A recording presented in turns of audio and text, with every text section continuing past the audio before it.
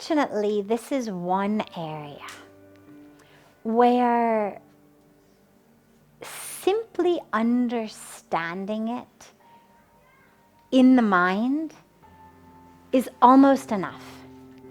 Because when I really understand how absolutely silly I'm being, how absolutely voluntarily I've taken my freedom and given it to someone, we start to take it back.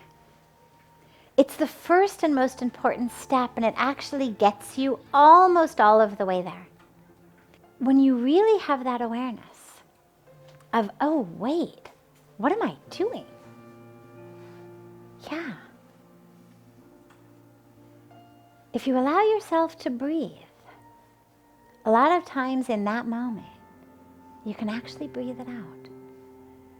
When you realize that you're hanging on to something,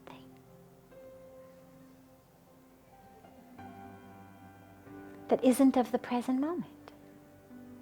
The being who was hurt isn't in the room now. On a very physical, literal level. Every cell of your being, if it happened more than several years ago, every cell of your being has changed. Skin cells have changed, your organs have regenerated, your blood has regenerated. Like there's not a cell in you today that was hurt if it happened more than several years ago.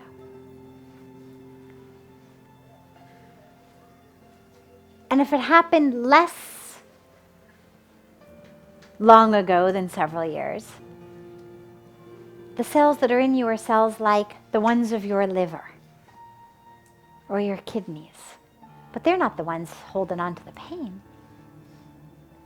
It's the mind, it's the brain that isn't letting go.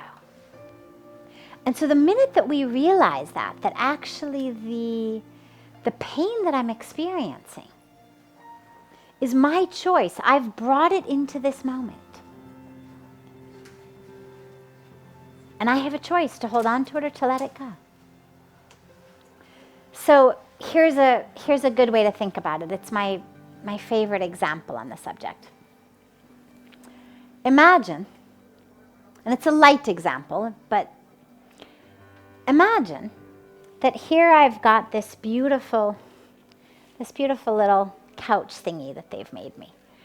And you don't have to imagine it, you can see it.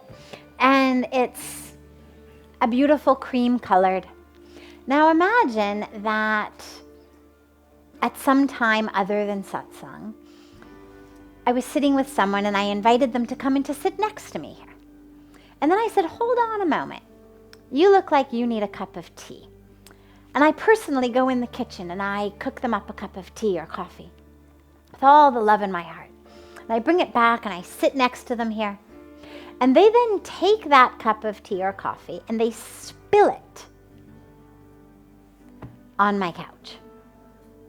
Knowingly or unknowingly, on purpose or not on purpose, it doesn't matter. Either way, they spill it on my couch. And then they have the audacity to stand up and walk out. What would you advise me to do in that moment? Clean it up. Anybody gonna run after them? Get back here! Clean up that mess. Because I know I've got to sit here every night. This is my couch. Coffee stains, tea stains. I'll deal with them later, but at the moment, I've got to get this stain out of my couch. Now here's what's interesting. There's no one who would advise me or who in their own lives would say, yeah, I know, keep the stain. So that next time when they come back, you can show them, look what you did. Look what you did. Look what a mess you made of my couch. Or so that I could say to other people, oh, you know that guy? Can you believe it? I made him a cup of tea and look at the stain on my couch. You see it right there? He did that. And I had just made him a cup of tea with my own hands.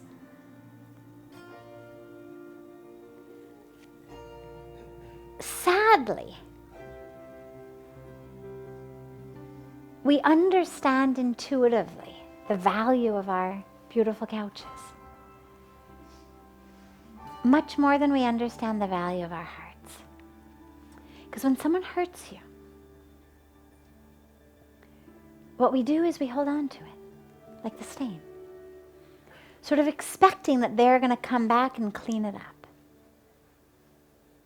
And in the meantime, it festers, and it smells, and ants come.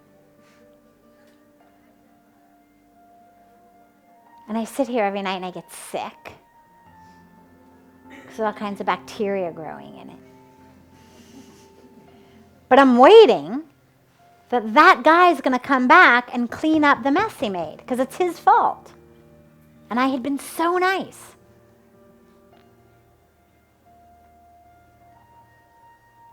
And that's what we do with our hearts. We hold it and just let it fester, because on some level, we're waiting. We're waiting that person is going to fix it.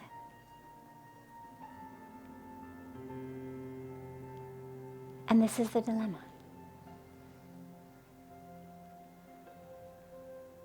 They may. People change. People repent. People apologize. It happens. But it doesn't happen nearly enough. And it certainly doesn't happen all the time. And it certainly doesn't happen quickly. And I could always get another couch if I made the wrong decision and decided that he was worth waiting for to come back and clean it up and he didn't show up. But I can't get another heart. And it's not a gamble worth taking. If they come back and they're changed and they repent, wonderful. You've got a beautiful couch upon which to offer them a seat. You may want to wait a while before making them a cup of tea. You may want to try it out for a little while first.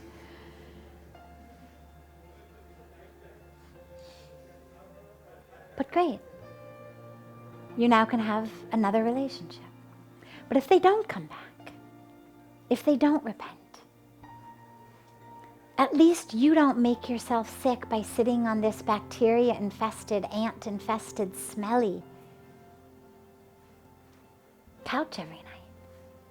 And your heart, it's not just every night, it's all the time. So that awareness of, oh wait, that, if you really take it deeply, should be enough to let you let it go. And you're here on the banks of Ganga in a sacred place with a sacred river who takes pain. She took mine. I've watched her take so many people's. Sit in the yagna fire every night. Anybody having trouble letting things go, sit in that yagna every night. And offer the seeds, and offer the seeds, and offer them. And offer them until it's just seeds. Keep offering all of the pain in you, everything in you. The pain, the grudges, the anger, all of that. Just keep offering. Keep offering. Keep offering until there's nothing left to offer and you've just got a handful of seeds. Stand in Ganga. Offer to her waters.